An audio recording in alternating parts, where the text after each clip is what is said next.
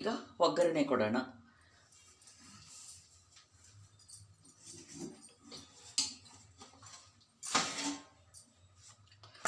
One tea spoon ಎಣ್ಣೆ ಹಾಕಿದ್ದೀನಿ.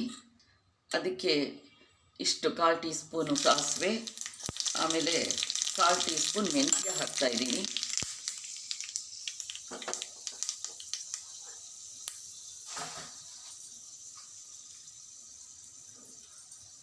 ಆಮೇಲೆ ಇದಕ್ಕೆ ಕೆಂಪು ಮೆಣಸಿನ್ಕಾಯಿ ಹಾಕ್ತಾಯಿದ್ದೀನಿ.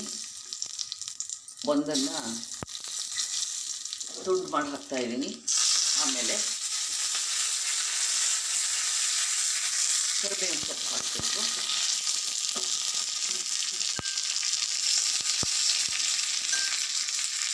ಇದನ್ನು ಸೇರಿಸ್ತೀನಿ ಇದಕ್ಕೆ.